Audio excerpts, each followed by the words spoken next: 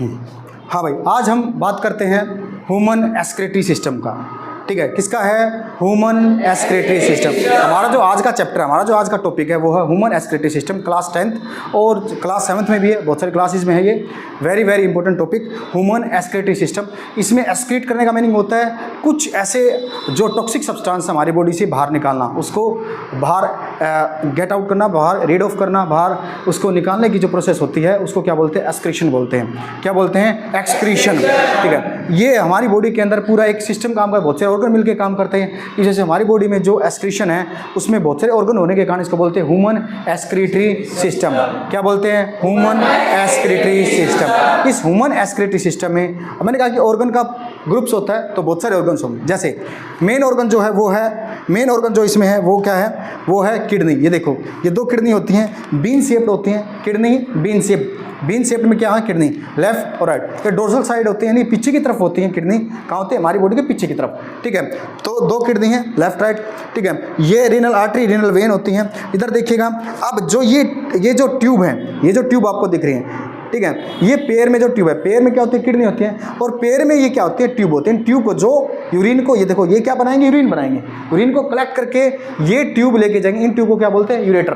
क्या बोला जाता है? यूरेटर। ठीक है, यूरेटर्स। फिर ये यहाँ पे ये एक थैलीनुमा, एक सैक लाइक स्ट्रक्चर होती है, जिसमें जो अपना यूरिन है वो थोड़े टाइम के लिए कलेक्ट स्टोर हो जाता है। जो थोड़े टाइम के लिए स्टोर होता है इसको क्या बोला जाता है? इसको बोलते हैं यूरिनरी ब्लैडर। क्या बोलते हैं? Urinary bladder. ठीक है, उसके बाद ये जो है ये पास थ्रू करने का, पास आउट करने का यूरिन को, ये इसका नाम है यूरेथ्रा। क्या नाम है? यूरेथ्रा। ठीक है, समझ में आ गया क्या चीज़ें हैं? हमारा ये पूरा है human excretory system. Human excretory system, इसमें पेयर ऑफ किडनी है, वन पेयर ऑफ किडनी, दो किडनी है। उसके साथ क्या है? ये ट्यूब लाइक स्ट्रक्चर, जिनको क्या बुलाता है? जो यूरिन को कलेक्ट करती हैं किडनी से, जिसका नाम क्या है? यूरेटर। इसका नाम है यूरेटर। इसके नाम क्या है? यूरेटर। इसका नाम क्या है? Urinary bladder. इसका नाम है यूरिनरी ब्लैडर। और इसका नाम क्या है? यूरेथ्रा। ये क्या है? किडनी। ये दो किडनी है। ये क्या है? यूरेटर्स। ये क्या है? यूरेटर्स, जो यूरिन को कलेक्ट करके यूरिनरी ब्लैडर तक भेजते हैं। इसका नाम क्या है? Urinary bladder. और इसका नाम क्या है? यूरेथ्रा। समझ में आया? अब हम स्ट्रक्चर की बात करते हैं किडनी की। मेन फंक्शन कौन करता है? एक्सक्रीट करने का वो करती है किडनी। मेन कौन करता है? किडनी। अब देखिए किडनी का स्ट्रक्चर यहाँ बना रखा है, ये देखिए, ये देखिए किडनी का स्ट्रक्चर है पूरा। इस किडनी में, ये पूरा किडनी का स्ट्रक्चर है। इस किडनी के अंदर मेन जो एक्सक्रीटरी यूनिट है, एक्सक्रीशन करने का जो मेन यूनिट है उसका नाम क्या है? नेफ्रॉन। मेन यूनिट का नाम क्या है? नेफ्रॉन। अब मैं पहले इस किडनी के बारे में पूरी स्ट्रक्चर बता देता हूँ आपको। देखिएगा, ये इधर ये जो ब्लू कलर में आपको दिखाई दे रही है, ये है रीनल आर्टरी। इसका नाम क्या है? Renal artery. ठीक है, और जो ये रेड कलर में आपको दिख रही है इसका नाम है रीनल वेन। यहाँ आपको ये एक नेट लाइक स्ट्रक्चर से दिख रही है, आपको एक छलनी लाइक, सीव लाइक स्ट्रक्चर दिख रही है। इसको बोलते हैं ग्लोमेरुलस। क्या बोला जाता है? ग्लोमेरुलस। अब इसको आपको ये यहाँ पे ये कप लाइक, देखो ये वाला कप लाइक स्ट्रक्चर दिख रहा है येलो कलर में दिख रही है, कप, ऐसे कप सा बना हुआ यहाँ, ये कप लाइक स्ट्रक्चर, इसको बोलते हैं बोमन कैप्सूल। ये लिखा हुआ बोमन कैप्सूल। क्या बोलते हैं इसको? Bowman capsule. अच्छा, यहाँ पे आप देखिएगा ऐसे बोमन कैप्सूल के एक एंड पे ऐसे ये जो है इसको बोला जाता है ट्यूब्यूल्स। क्या बोलते हैं? ट्यूब्यूल्स। क्या बोलते हैं? ट्यूब्यूल्स। ठीक है, अब ये ट्यूब्यूल्स क्या करती हैं? आगे जाके कनेक्ट हो जाते हैं यूरेटर से। किससे? यूरेटर से। अब इसमें एक चीज और देखिएगा, यहाँ पे जो ये निकली हुई हैं, ये क्या है? ग्लोमेरुलस का एक पार्ट है जो किससे कनेक्ट है? रीनल वेन से। रीनल वेन, ये कनेक्ट होगा रीनल वेन से, यहाँ कनेक्ट होगा। ठीक है, रीनल वेन से कनेक्ट होगा ये। अच्छा जी, अब आगे देखिए, अब बात करते हैं कि जो इसकी किडनी की जो एक्सक्रीटरी सिस्टम हमारा है उसमें मेन यूनिट एक्सक्रीशन करने वाला, एक्सक्रीशन क्यों किया जाता है? पहले बात तो ये एक्सक्रीशन क्यों किया जाता है? हमारी बॉडी के अंदर कुछ हार्मफुल टॉक्सिक सब्सटेंस बनते हैं, जैसे कि यूरिया, कुछ एक्सेसिव सोल्ट, कुछ एक्सेसिव वाटर, यूरिक एसिड, ये कुछ ऐसे क्या होते हैं हमारी बॉडी में हार्मफुल टॉक्सिक सब्सटेंस बनते हैं। उन जो टॉक्सिक सब्सटेंस है उससे हमारी बॉडी से निकालने की ही प्रोसेस को ही क्या बोलते हैं? एक्सक्रीशन। और वो प्रोसेस कौन करता है? वो करता है हमारी किडनी करती है। और ये किडनी कुछ एक पार्ट मैंने आपको बताए हैं। और इस किडनी के अंदर जो मेन वर्क करने वाला, जो फंक्शन है, जो फंक्शन करने वाला है, फंक्शनल जो यूनिट है, यानी कि एक्सक्रीटरी यूनिट है, उसका नाम क्या है? नेफ्रॉन। नाम क्या है? नेफ्रॉन। अब ये जो नेफ्रॉन है वो दो चीज़ों से मिलकर बना। एक तो होता है उसके अंदर बोमन कैप्सूल और एक क्या होता है ट्यूब्यूल्स। यानी कि बोमन कैप्सूल ये बना बोमन कैप्सूल, और ये जो ट्यूब्यूल है ये दोनों बोमन कैप्सूल और ट्यूब्यूल मिलकर क्या बनाते हैं? नेफ्रॉन बनाते हैं। क्या बनाते हैं? नेफ्रॉन। यहाँ पे देखिएगा स्ट्रक्चर बना रखी है। ये क्या है? बोमन कैप्सूल है। इसका एक एंड देखो, ये जो रेड रेड कलर में ये बना हुआ है, ये जो ऐसे ऐसे ये देखो सीधा सीधा गया हुआ है, ये जो है व्हाइट व्हाइट से मैं आपको बता देता हूँ, ये जो है ये है बोमन कैप्सूल। इसका ये जो है बोमन कैप्सूल है, और जो यहाँ ये गया हुआ है ये क्या है? ट्यूब्यूल है। और ये जो स्ट्रक्चर है बोमन कैप्सूल और ट्यूब्यूल, ये दोनों मिलकर क्या बनाते हैं? नेफ्रॉन। और ऐसे हजारों सैकड़ों लाखों नेफ्रॉन हमारी एक किडनी के अंदर होते हैं। ठीक है, अब बात करते हैं कि इसकी स्ट्रक्चर मैंने आपको बता दी है, इसके मैंने नेफ्रॉन की स्ट्रक्चर मैंने आपको बता दी है। अब ये कैसे वर्क करता है, कुछ एक स्ट्रक्चर और है जो आपको बताता हूँ। देखो जो बोमन कैप्सूल है, पहले नंबर पे देखिएगा बोमन कैप्सूल। जो बोमन कैप्सूल है, ये बोमन कैप्सूल एक एंड से किससे कनेक्ट होता है? ट्यूब्यूल से। एक एंड से बोमन जो कैप्सूल है यानी कि नेफ्रॉन है। बात करते हैं कि नेफ्रॉन में क्या क्या स्ट्रक्चर है। नेफ्रॉन में एक तो है बोमन कैप्सूल, एक क्या है? बोमन कैप्सूल, ये वाला, ये बोमन कैप्सूल, और दूसरा क्या है? ट्यूब्यूल्स। तो बोमन कैप्सूल नेफ्रॉन का एक एंड तो क्या होता है? अपर एंड तो क्या होता है? Bowman capsule. नेफ्रॉन का अपर एंड क्या होता है? और लोअर एंड क्या होता है? ट्यूब्यूल्स। लोअर एंड क्या होता है? ट्यूब्यूल्स। समझ में आया? ये नेफ्रॉन का है। अब बात करते हैं ग्लोमेरुलस की। ठीक है, ग्लोमेरुलस है, ये क्या करता है? जो भी हार्मफुल या यूजफुल सब्सटेंस, क्योंकि आपको पता है हमारे ब्लड के अंदर हर एक चीज़, चाहे वो ऑक्सीजन हो, कार्बन डाइऑक्साइड हो, चाहे यूजफुल सब्सटेंस हो जैसे ग्लूकोज है, अमीनो एसिड्स है, प्रोटीन्स है, या हार्मफुल सब्सटेंस हो जैसे कि यूरिया है, कार्बन डाइऑक्साइड है, सब कुछ हमारी बॉडी, हमारे ब्लड के अंदर ही ट्रांसपोर्ट होता है। ब्लड से ही ट्रांसपोर्ट होता है, ब्लड के अंदर ही मिक्स होकर डिजोल्व होकर ही आगे बहता है, आगे चलता है जहाँ भी जाना हो। ठीक है, अब इसके अंदर क्या है? ये जो ग्लोमेरुलस है, ये ग्लोमेरुलस क्या करेगा? एक छन्नी की तरह काम करता है। जैसे कि एक छन्नी ली जाए और कप के ऊपर लगा जाए, वो कप को क्या बोल दिया आपने? Bowman capsule. और जो छन्नी है, जो छन्नी आपने ली है, जैसे चाय को छानते हो आप, तो चाय छन्नी में छनेगी, तो जो छन्नी है उस छन्नी को आप यहाँ मान लीजिए क्या है? एक्चुअल में ग्लोमेरुलस है। क्या है वो? ग्लोमेरुलस। इस ग्लोमेरुलस का एक एंड तो, इस ग्लोमेरुलस का एक एंड, देखो ग्लोमेरुलस का एक एंड किससे कनेक्ट होता है? रीनल आर्टरी से। और दूसरा एंड देखो, दूसरा एंड ये येलो येलो कलर में, ये ऑरेंज कलर में ऐसे ऐसे करके फिर ऐसे घूम के, ऐसे ये किसकी तरफ घूम रहा है? ट्यूब्यूल के चारों ओर। देखो यहाँ से निकल के किसके चारों ओर घुमा है? ट्यूब्यूल के चारों ओर। ट्यूब्यूल के चारों ओर ऐसे घूम के और फिर कहाँ जाता है? ये रीनल यहाँ कनेक्ट होगा, यहाँ कनेक्ट हो जाता है किससे? रीनल वेन से। ये जो रीनल वेन है, रीनल वेन से ऐसे कनेक्ट होगा, ये ऐसे कनेक्ट होता है, ऐसे रीनल वेन से कनेक्ट होता है। ठीक है, अब देखिएगा यहाँ पे समझा रखा है, ये बोमन कैप्सूल है, ये ट्यूब्यूल है, और जो देखिएगा ये क्या है? ग्लोमेरुलस। ये दिखा रखा है, ये क्या है? ग्लोमेरुलस, जो यहाँ पे इस कलर में बना रखा है। अब इसका एक एंड तो यहाँ तो रीनल डर्टी ब्लड यानी कि रीनल आर्टरी से कनेक्टेड है, और दूसरा एंड जो है वो देखो ऐसे निकल, ऐसे यहाँ से निकल के ऑरेंज कलर में जो बना रखा है, और किसके चारों ओर घूम रहा है? ट्यूब्यूल के चारों। दिख रहा है? दिख रहा है? एक एंड कहाँ है? एक एंड तो है रीनल आर्टरी से कनेक्टेड, फिर इसने ही कैपिलरी का एक गुच्छा सा बना लिया। कैपिलरी का एक यहाँ पे ये गुच्छा है पूरा, इसी को क्या बोलते हैं? ग्लोमेरुलस। क्या बुलाता है इसको? ग्लोमेरुलस। यानी कहने का मतलब है जो ग्लोमेरुलस है वो किसका है? ग्लोमेरुलस का एक एंड तो किससे कनेक्टेड है? रीनल आर्टरी से, और दूसरा एंड किससे कनेक्टेड है? रीनल वेन से।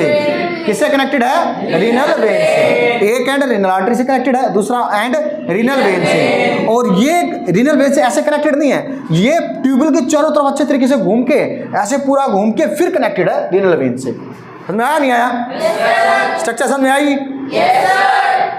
ये जो ट्यूब्यूल का समझ में आया, ट्यूब्यूल फिर किससे कनेक्टेड है? यूरेटर से कनेक्टेड है। ठीक है, और ऐसे ऐसे ट्यूब्यूल, ऐसे ऐसे नेफ्रॉन पता नहीं कितने, बहुत सारे हैं, लाखों में हैं। ठीक है, अब इसकी स्ट्रक्चर, अब इसके जो हमारा यूरिन फॉर्मेशन है, या फिर ये समझ लीजिए कि ये जो पूरा वर्किंग कैसे होती है, हमारे नेफ्रॉन की वर्किंग या किडनी की वर्किंग, या ये मान लीजिए कि जो यूरिन फॉर्मेशन वो कैसे होता है वो बताते हैं आपको। ठीक है, अब देखो हमारे ब्लड के अंदर कुछ हार्मफुल चीज़ें भी होती हैं। हार्मफुल में जैसे आ जाएगा, हार्मफुल में क्या आ जाएगा?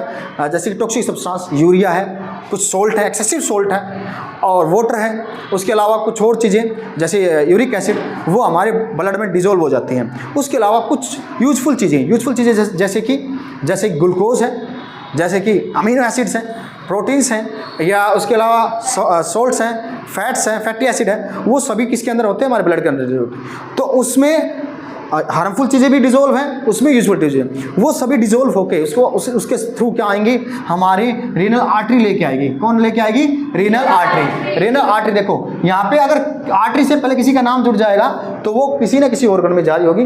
तो रीनल आर्टरी कैसा ब्लड लेके आएगी? डर्टी ब्लड लेके आएगी। डर्टी ब्लड का मीनिंग है इसके अंदर क्या है, यूरिया है, कुछ हार्मफुल सब्सटेंसेज हैं, एक्सेसिव सोल्ट है, वाटर है, उसके साथ यूजफुल सब्सटेंस भी है। ठीक है, अब जो ये ब्लड है जिसके अंदर डर्टी ब्लड है, यानी कि डर्टी ब्लड है जिसके अंदर ऐसे टॉक्सिक सब्सटेंस है जो हमारी बॉडी के लिए वेरी वेरी हार्मफुल है, बहुत ज़्यादा हार्मफुल है, उसको बाहर निकालना है, तो वो ब्लड आया है, वो ब्लड रीनल आर्टरी लेके आएगी। अब उस ब्लड को कहाँ पहुँचा दिया जाएगा? यहाँ। अब इसका एक सिरा किससे कनेक्ट है? ग्लोमेरुलस से। एक से ग्लोमेरुलस है ना, तो देखो ये यहाँ से स्टार्ट है, ग्लोमेरुलस है, तो ये ग्लोमेरुलस के थ्रू आता हुआ, ये मतलब इस ट्यूब के थ्रू होता हुआ यहाँ ग्लोमेरुलस में चला जाएगा। किस में चला जाएगा? ग्लोमेरुलस में। ग्लोमेरुलस में चला। अब ग्लोमेरुलस का मैंने बताया था कि ये क्या करेगा? उसको फिल्टर करेगा। ग्लोमेरुलस का काम क्या है? फिल्टर करना, जो डर्टी ब्लड आया है उसको फिल्टर करना। और आपको पता है, आप घर पे छलनी यूज करते हो तो उसमें से जो फाइन पार्टिकल्स होते हैं वो फाइन पार्टिकल्स लिक्विड के साथ नीचे चले जाते हैं, नहीं चले जाते हैं, और जो थोड़े मोटे पार्टिकल्स होते हैं, थिक पार्टिकल्स होते हैं, वो रह जाते हैं। तो यहाँ पे जो फाइन पार्टिकल्स हैं वो फाइन पार्टिकल्स इस कप, ये जो कप लाइक स्ट्रक्चर है ना, इस कप लाइक स्ट्रक्चर में चले जाएंगे। कप का नाम क्या है? Bowman capsule. इस कप लाइक स्ट्रक्चर का नाम क्या है? Bowman capsule. यानी कि यहाँ से जो डर्टी ब्लड आया है उसके अंदर जितने भी फाइन पार्टिकल, यानी बिल्कुल छोटे छोटे स्मॉल जो पार्टिकल्स थे, किसके, चाहे वो हार्मफुल सब्सटेंस हो चाहे वो यूजफुल सब्सटेंस हो, उन सभी पार्टिकल्स छन के कहाँ चले जाएंगे? फिल्टर होके कहाँ चले जाएंगे? बोमन कैप्सूल में। कहाँ चले जाएंगे? बोमन कैप्सूल में। ठीक है, अब बोमन कैप्सूल में जाने के बाद फिर कहाँ जाएगा? बोमन कैप्सूल से ये ट्यूबल में आ जाएगा। किस में आ जाएगा? ये ट्यूबल है, ये देखो ये येलो कलर में दिख रही है, ये क्या है? ट्यूबल। तो किस में आ जाएगा? ट्यूबल में आ जाएगा। ठीक है, अब एक और चीज़ देखिए, ये ग्लोमेरुलस ने तो काम कर दिया फिल्टर करने का। ठीक है जी, इसी ग्लोमेरुलस का एक एंड ऐसे घूम के आ रहा है और जो किसके चारों तरफ घूम रहा है? ट्यूबल के चारों घूम रहा है। किसके चारों घूम रहा है? ट्यूबल के चारों। और अब उस फिगर को, यानी कि ये जो यहाँ था, इसको थोड़ा एक्सप्लेन करके यहाँ बना रखा है। ये बताते हैं, देखो ग्लोमेरुलस से जो चीज़ें थी, फाइन पार्टिकल, छोटे पार्टिकल छन के कहाँ आ गए? ट्यूबल में आ गए। यहाँ आ गए। क्या क्या छन के आता है? जैसे यूरिया। क्या क्या छन के आता है? जैसे कि यूरिया।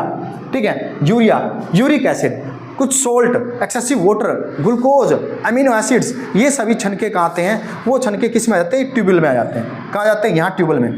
ठीक है, अब देखो इसमें से हमें तो अलग अलग करना पड़ेगा। यूजफुल भी मैंने बताया कि यूजफुल भी आ जाते हैं क्योंकि वो पतले होते हैं, मतलब फाइन होते हैं, छोटे होते हैं, स्मॉल होते हैं। इसलिए छन के इस ग्लोमेरुलस में से बोमन कैप्सूल में जाता है। बोमन कैप्सूल से होते हुए कहाँ चले जाते हैं? यहाँ चले जाते हैं, ट्यूबल में। अब यूजफुल को अलग करना पड़ेगा और क्या जो हार्मफुल है उसको अलग करना पड़ेगा। हम यूजफुल को हार्मफुल के साथ बाहर नहीं निकाल सकते। ठीक है, तो अब क्या होता है, जो ग्लोमेरुलस है उसका एक एंड तो आर्टरी के साथ, रीनल आर्टरी के साथ कनेक्टेड है। दूसरा किससे है? ये यहाँ देखो ऐसे घूम के, और ये ट्यूबल के चारों तरफ आया हुआ है। ऐसे ये ट्यूबल के चारों तरफ क्या कर रहा है? आया हुआ है। ये घूम के आया हुआ है, इसका काम क्या है? इसका काम है जो यूजफुल सब्सटेंस है, जो यूजफुल सब्सटेंस है हमारे ब्लड में, जो ग्लोमेरुलस से बोमन कैप्सूल में है और बोमन कैप्सूल से ट्यूबल में आए हैं। ट्यूबल में जो यूजफुल सब्सटेंस है हमारी बॉडी के लिए जो यूजफुल है, जैसे कि जैसे कि ग्लूकोज, जैसे कि अमीनो एसिड्स, जैसे कि कुछ वाटर, सोल्ट, वो उन सभी को, इसका काम क्या है? रीएब्जॉर्ब करना। क्या करना? रीएब्जॉर्ब करना। क्या करना?